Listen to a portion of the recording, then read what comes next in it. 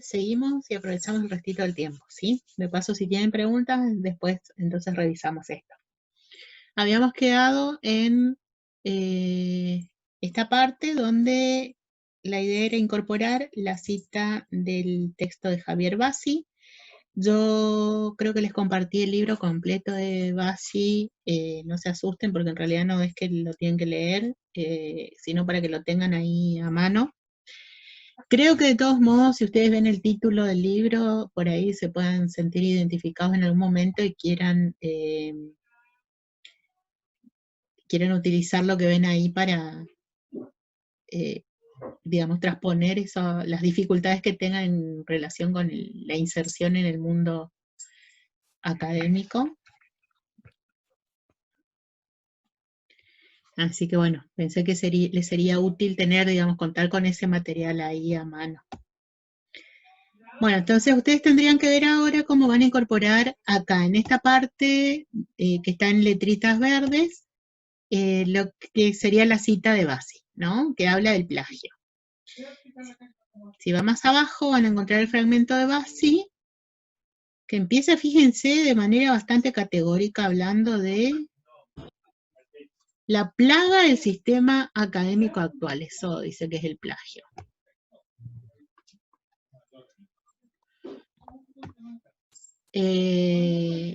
Digamos que yo no comparto esa idea de que es tan plaga, sí es un problema bastante extendido y bastante poco detectable, porque bueno, si ustedes, bueno, yo no les quiero dar, digamos, una pista de cómo ustedes pueden plagiar en el ámbito académico, pero sí sepan que también nosotros tenemos idea.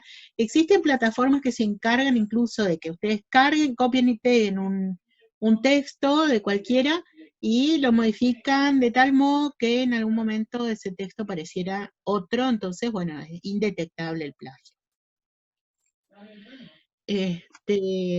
Y desde hace un tiempo se viene hablando de que incluso académicos muy renombrados, funcionarios también importantes de gobierno de distintos países, han estado involucrados en problemas de plagio.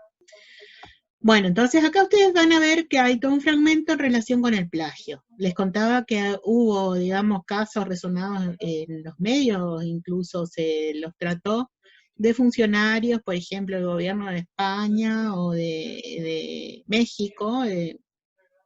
Un expresidente de México era sindicado como alguien que había plagiado una tesis y con esa tesis se obtuvo, digamos, se graduó. Entonces ustedes ven acá porque este señor Bassi, Javier Bassi, dice que es la plaga del sistema académico actual. Bueno, nosotros tenemos todos los instrumentos a mano como para no ser tildados de plagiarios, ¿no? Y que no nos caigan con el peso de la ley, digamos, más si somos personas que por ahí no tenemos un resguardo social y financiero inclusive.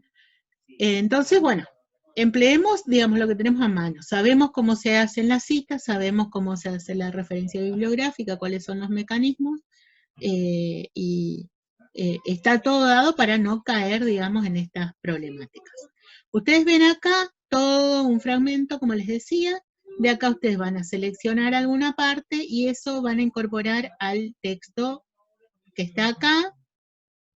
En lugar de donde dice incluir la cita según las normas estudiadas, ustedes van a hacer lo mismo que aparece, que hicimos en la primera parte de la clase.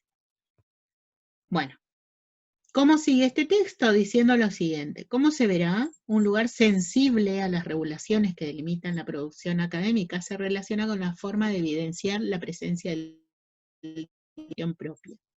Podría decirse que es impensable un trabajo en el universo científico en el que falten el aparato crítico, el listado de la bibliografía, el estado de la cuestión, que también ahí ustedes van a ver que aparece la voz ajena, porque es donde nosotros decimos en nuestra investigación todo lo que leímos que trata sobre el mismo tema que estamos investigando.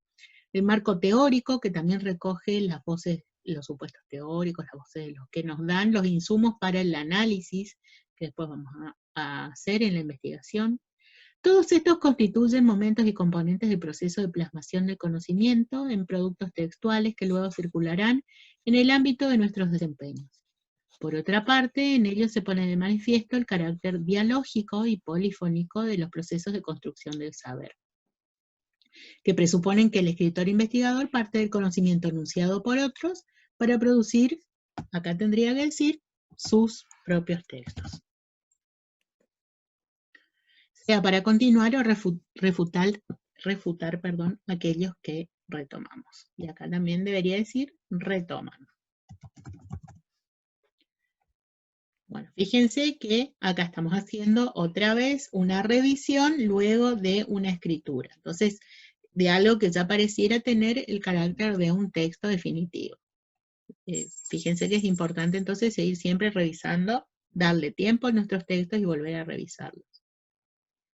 Nuestra primera aproximación a las modalidades del discurso referido ha sido mediante la citación. Eso, digamos, acá en el texto yo ya estoy haciendo referencia a algo que ya vimos anteriormente, que es el trabajo con las citas, que lo incorporamos en alguna clase a través de un PowerPoint, y que yo después les di el PDF de ese PowerPoint.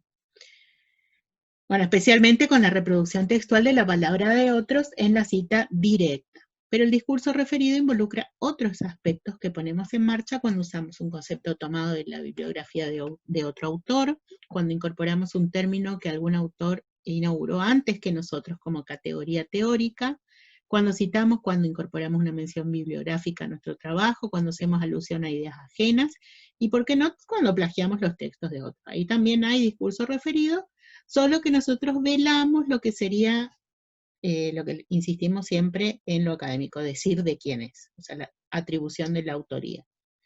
O sea, hay un trabajo con discurso ajeno en el plagio, pero no se dice, digamos, quién es el autor anterior, digamos, de esas palabras. Veamos a continuación lo que plantea Dominique Menguenot sobre el discurso referido y los tipos de cita. Y ustedes ahí lo que van a tener que hacer es nuevamente ir hacia abajo a buscar el fragmento donde aparece la mención de Menguenot, los enunciados referidos, introducción, etcétera, etcétera. Y acá ustedes ven un recorte que empieza acá con puntos suspensivos. ¿Por qué? Porque acá este recorte está hecho desde un punto en el medio de un párrafo. Esto puede ir o puede no ir, digamos, los puntos suspensivos, pero se utilizan para indicar que hay algo que está recortado en esa parte. Acá ven una cita bastante larga, y yo les diría que si ustedes van a incorporar esto al texto, puede ser que les sirva más trabajar con una cita indirecta antes que con una directa. ¿Por qué? Porque bueno, en principio cuando uno elabora sus textos para el ámbito académico, tampoco está tan bien visto que uno tenga un fragmento de su propia voz así, ¿no? Un parrafito pequeño propio y una cita enorme así a continuación. Entonces, les conviene siempre, digamos, buscar un equilibrio y que se vea más la palabra de ustedes que la de los otros. O sea, que esté ahí la de los otros, pero que no se coma la palabra ajena a la palabra de ustedes. Bueno, y este texto introductorio donde ustedes van a tener que incorporar acá esta idea del discurso referido, yo ahora les voy a explicar un poquito, muy brevemente eso nada más. Y ustedes van a ir a ver después el material de Menguenot que yo subí al aula para completar un poco las ideas. Cierra este texto diciendo, es necesario dar relevancia al manejo del discurso referido en el ámbito académico, pues es visto muchas veces como un fenómeno meramente formal que incluso puede dejarse de lado, en función de la presentación del contenido temático. ¿Qué quiere decir esto? Generalmente, les digo, digamos, desde la experiencia, cuando nosotros los profesores insistimos con que hay que poner bien las citas, las comillas, qué sé yo, muchas veces, principalmente al inicio, digamos, las carreras, nos plantean los alumnos que, bueno, pero que el contenido está ahí, digamos que lo otro es como que en realidad es accesorio. Y en definitiva, después, eso es mal visto, digamos. O sea, se les pide en realidad que ustedes se adecuen a determinadas normas En ese caso, bueno, que sepan utilizar las comillas, la forma de citación, pero que tampoco sea solamente algo muy ligado solamente a la formalidad de mostrar, digamos, dónde empieza, dónde termina, sino que en realidad también es necesario que tengamos conciencia del hecho de que todo lo que nosotros estamos diciendo en el ámbito de la disciplina en la cual nos estamos formando, también ya fue dicho por otros anteriormente. Entonces es importante darle valor, ¿no? Y aprovechar esa condición dialógica que uno puede tener, aunque uno no tenga, digamos, frente a uno al autor de los textos que está utilizando, estás haciendo, digamos, metafóricamente un diálogo con él. Y así también se concibe la construcción de los conocimientos en la ciencia. O sea, la ciencia, uno requiere haber pasado por toda una exposición a los trabajos de otros, haber leído, haber investigado sobre lo que investigaron otros, y después recién uno también está en condiciones de decir sus propios discursos, mostrar sus propias construcciones de conocimiento a partir de lo que ya está hecho. Eso seguramente ustedes van a ver incluso cuando trabajan con conocimiento científico, ¿no? O sea, la concepción de las ciencias también se basa en esta idea de que es una construcción creciente que siempre va girando en relación con otros descubrimientos previos, ¿no? Para refutarlos a veces, para ampliarlos otras. Y de esa misma manera funciona el uso del discurso referido, ¿sí? O sea, el discurso referido es un instrumento que permite justamente mostrar ese proceso de recursividad que también tiene la construcción del conocimiento y la construcción de la ciencia. Y digamos, esa idea del avance de la ciencia también es discursiva. Bueno, eso sería lo que respecta a la primera parte del trabajo. Como yo les decía, todo esto que ustedes ven acá, por ejemplo, las menciones bibliográficas, están construidas según las normativas APA, sexta edición. Entonces, yo les voy a pedir que ustedes primero busquen su machetito, ¿no? El PDF que les compartí con las nuevas modalidades que se utilizan en las normas APA séptima edición y vean qué es lo que cambia, cómo los van a cambiar todas estas menciones bibliográficas de lo de Bakhtin, de lo de Menguenot, de Bassi y de Locke, que está más abajo, a la modalidad que se utiliza en las normativas APA. Eso por un lado. Eso no está enunciado, yo voy a cambiar ahora la consigna para que aparezca eso explícito en la consigna de la actividad. Lo otro que ustedes van a hacer es buscar en esta actividad 2 información sobre quiénes son esos autores a los cuales citamos, ¿sí? Ustedes ahora están haciendo el ejercicio de incrustar citas directas o indirectas a un texto que ya está armado por otro. Más adelante vamos a profundizar ese trabajo y lo van a hacer de tal manera que ustedes van a crear sus propios textos y ahí van a incorporar sus propias citas, ¿sí? Pero por ahora esto sirve como una práctica, así como para empezar a movilizar, digamos, estos conocimientos. Van a buscar la información de los autores citados, Bakhtin, Bassi, Menguenot y Locke, y van a hacer una especie de índice de referencias biográficas, es decir, quiénes son, ponen el nombre y buscan quiénes son, principalmente en relación con su desempeño profesional. Breve, un párrafo para cada una de cada uno de los autores, ¿sí? O dos como mucho, pero así. De manera que ustedes tengan también dimensión de quiénes son estas personas que estamos citando. O sea, que es otra cosa importante, porque fíjense que nosotros buscábamos ya, incluso en el parcial, ver quiénes eran los enunciadores, y no solamente quiénes eran los enunciadores, sino como qué se presentaban cuando elaboraban sus textos. O sea, como hablaban como que como docentes, como expertos, se mostraban como si fueran inexpertos, tenían una actitud más humilde, más, etcétera, etcétera. Bueno, todo eso también se reconstruye a partir de conocer quiénes son los autores que escriben esos textos que estamos leyendo.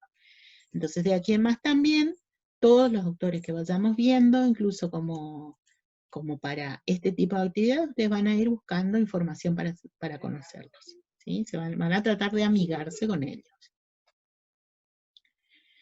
Y eso también es importante que ustedes conozcan en sus desempeños en otros ámbitos, digamos, de su formación. Saber quiénes son los que han dicho determinadas cosas y que ustedes están reproduciendo. La segunda parte involucra esto que ustedes ven acá como un fichaje comentado. Nosotros empezamos a trabajar con fichaje anteriormente y acá aparece una nueva modalidad del fichaje que es, está a medio camino entre ser un fichaje, no es del todo un fichaje así digamos de citas, pero sigue siendo un fichaje, y ya está como casi a punto de saltar a otro tipo de texto que podría ser, por ejemplo, un informe o una reseña de una lectura.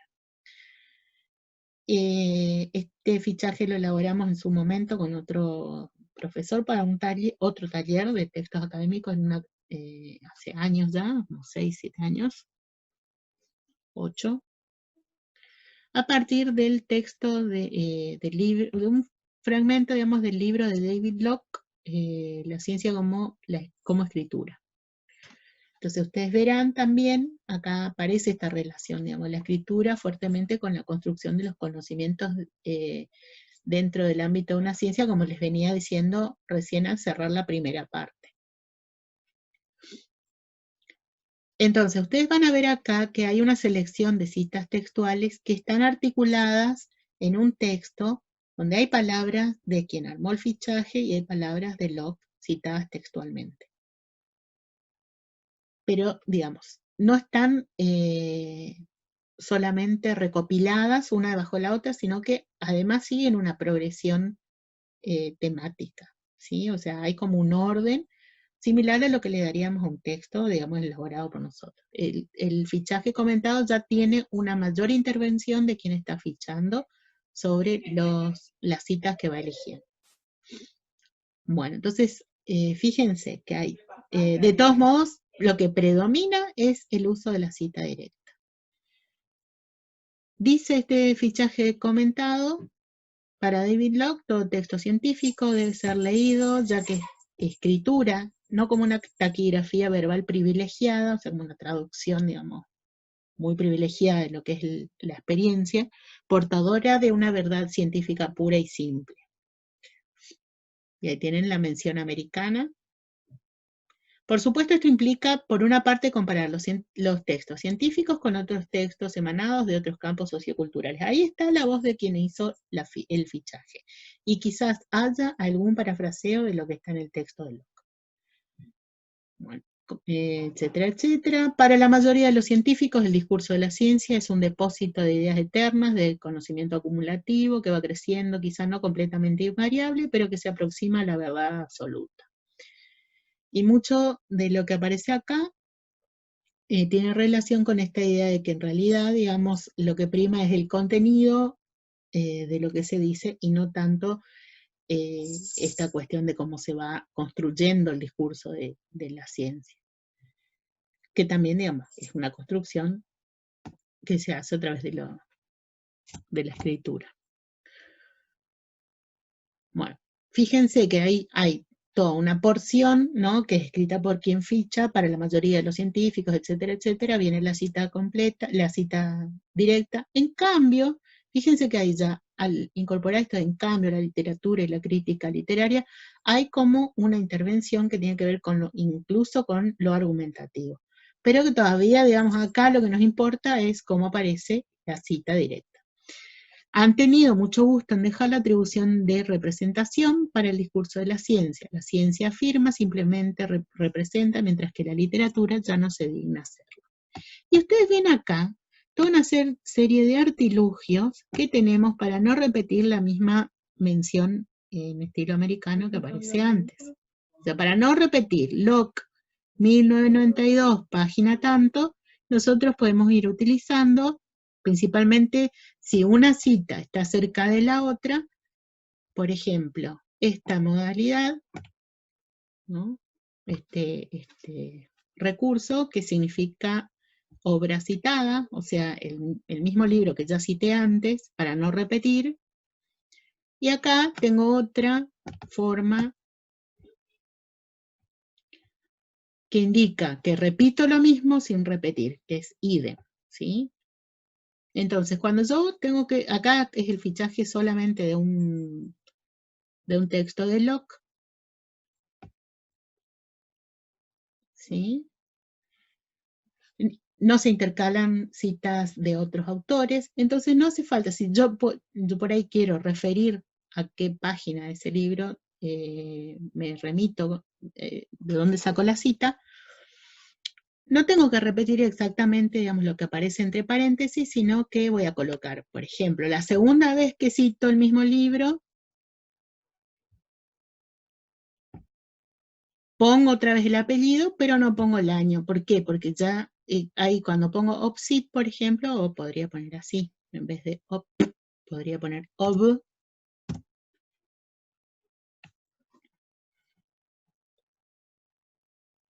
Y continúo colocando el número de página, ¿sí? Después le voy a indicar bien a qué equivale, digamos. Esto sería obra citada. Bueno, les decía entonces hace un ratito que esas son formas que ustedes tienen de ir, fíjense, acá en la segunda vez primero teníamos el autor, el año y la página, luego aparece el apellido del autor, ya no reitero el año de la edición, pongo nomás que es una obra que ya cité anteriormente, y para no repetir todo esto lo mismo, acá con poner idem reemplazo lo anterior, o sea, quien lee tiene que entender que lo que se puso en una mención anterior es lo mismo. Y después, para no decir idem, puedo decir ibidem. Esto es más que nada para que ustedes tengan como un ejemplo de cómo podrían ir, digamos, citando, mencionando, sin repetir todas las veces en la mención americana el apellido del autor, el año, y bueno, sí conservar la información de la página. De todos modos, por ahí no les conviene tampoco estar repitiendo todo el tiempo, ibidem, ¿sí? Bueno, ustedes van a leer por su cuenta entonces el resto de este fichaje comentado, para que se den una idea de cómo funcionaría. Y después, lo que van a hacer es mirar, fíjense, la actividad 4 les instala otra vez en la realización de un fichaje comentado, o sea, acá el planteo es, ustedes en el ejemplo anterior lo que van a hacer es, ¿qué es lo que tienen que hacer? No les dije nunca. Además de utilizar esto que les estaba comentando de las formas de hacer la mención americana. Acá, ¿no? En esta parte les dice, hay muchas citas en estilo directo. Entonces lo que ustedes van a tener que hacer es ir pasando las citas a estilo indirecto, apropiándose del, o sea, reproduciendo, pero con mayor apropiación, digamos, de parte de ustedes de lo que dice cada cita. Si ustedes quieren, pueden conservar el uso de la mención entre paréntesis, de la mención bibliográfica en estilo americano, en cuyo caso solamente recuerden, entonces iría por ahí el autor, el año, pueden poner la página, pero no es tan imprescindible, ¿sí? Igual no van a repetir un montón de veces la misma mención. Entonces, por ejemplo, esto que está acá ya no tiene que estar en estilo directo. No tiene que ser cita en estilo directo. Tiene que ser una cita indirecta de parafraseo. No lleva comillas, recuérdenlo, ¿sí? No se tiene que apartar del todo del sentido que tiene la cita, pero ahí ustedes ya van a operar con su propio estilo. En algún momento vamos a comparar cómo es que cada uno va resolviendo esto. Lo mismo que acá, tienen otra cita. Acá hay otra. Todas esas tienen que cambiar a cita en estilo indirecto, ¿sí? La persona que en el parcial comentó lo de mi perro ladrando, hoy se está dando una panzada, me parece, porque va a escuchar al perro, la gente que vino a hacer obra, a todo el mundo, ¿no? Le da el toque. Sí. Bueno, pero digamos, es lo que hay, ¿no? Es lo que nos tocó ahora. Espero que se haya entendido esa primera parte que hubo tanto bochinche que no, digamos, a mí no es tanto que me molesta por el hecho que esté el bochinche, sino que por ahí se pierda la idea que voy explicando y por ahí no entiendo. Pero bueno, eso, alguno se va a acordar de esta clase por el perro que ladra. Bueno, todo eso tienen que hacer, tienen que escribir de nuevo el texto cambiando las citas directas a indirectas. Y lo otro que van a hacer es el plus, porque vamos a ver, no nos vamos a ver por mucho tiempo, yo sé que ustedes me van a extrañar un montón y todo eso, entonces quieren sentirse, digamos, con la adrenalina de tener el trabajo así como venimos haciendo, les dejo una actividad más, que es la de hacer otro fichaje comentado, que en realidad tampoco va a ser de la nada, sino que ustedes van a hacer este fichaje comentado. Fíjense que tiene porciones dichas por el que hace el fichaje, después el pedacito citado del otro autor. O sea, van a tomar como modelo ese fichaje anterior que está en la actividad 3 y van a elaborar un fichaje comentado del texto de Casani que ficharon para este trabajo que están entregando ahora. ¿Se entiende?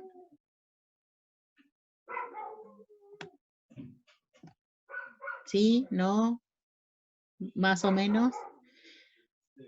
Ese fichaje que ustedes habían hecho de citas lo van a transformar en un fichaje comentado, ¿sí?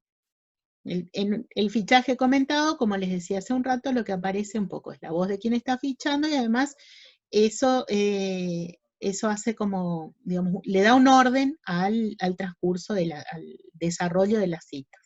Eso es lo que les va a quedar por hacer entonces en la actividad 4. Como es bastante complejo, por eso pensé en que el trabajo sea grupal. Pueden ser los mismos grupos que ya venían trabajando, de a dos, como me preguntaron en el WhatsApp, no hay problema. Si hay alguien que no se puede contactar con los demás compañeros, tampoco hay problema porque lo entregue de forma individual. En este caso no hay necesidad de...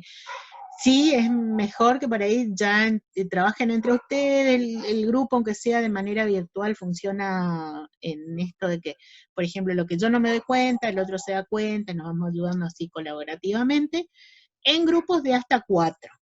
¿Sí?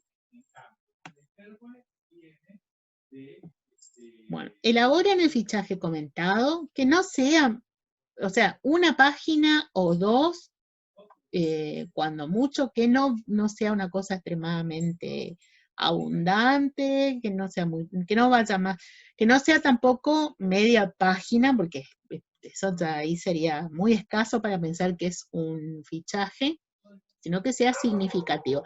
Y aprovechen en realidad las citas que ya habían hecho para el fichaje que están entregando ahora en la actividad de la clase anterior.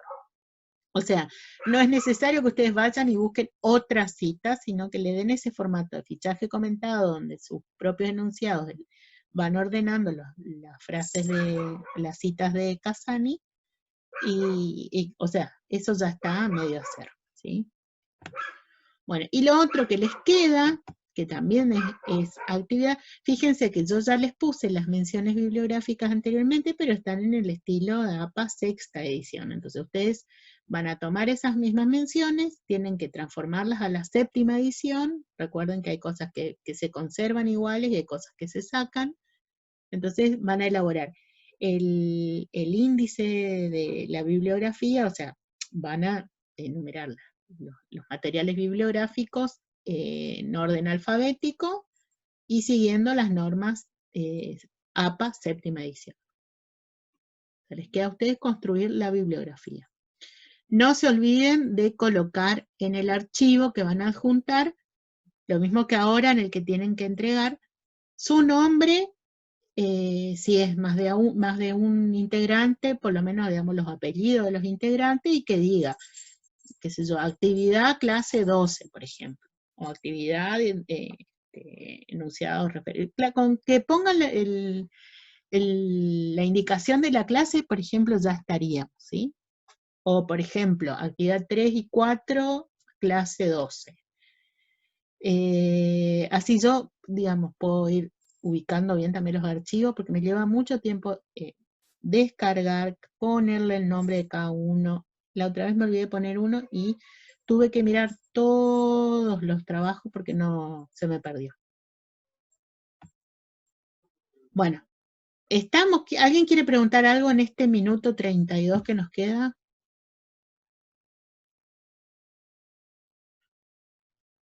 No. Están obnubilados con tantas... A mí, por ejemplo, eso de la, no entendí muy bien eso de la web que se había que crear. Eso yo no entendí muy bien. Ah, la wiki. Sí, Eso. la wiki vamos a volver a trabajar porque vamos a hacer otra vez el proceso recursivo, ¿no? De controlar, me parece que me sobregrabó el Zoom. Así que no te preocupes, por ahí si no, ¿vos realizaste? Sí, hicimos con nuestro grupo la wiki. Eliana, ¿estás hablando? ¿Sos vos? Sí, sí, soy yo. Yo voy a revisar y les voy a indicar cómo retomar eso para hacer, bueno, eso recursivo, volver a escribir, ampliar, agregar citas. Estuve pensando hoy justamente cómo vamos a trabajar, porque eso va a ser, digamos, un trabajo que vamos a ampliar. Así que ahora yo te recomiendo que, por ejemplo, focalices en lo de ahora y después yo rescato en una actividad nuevamente.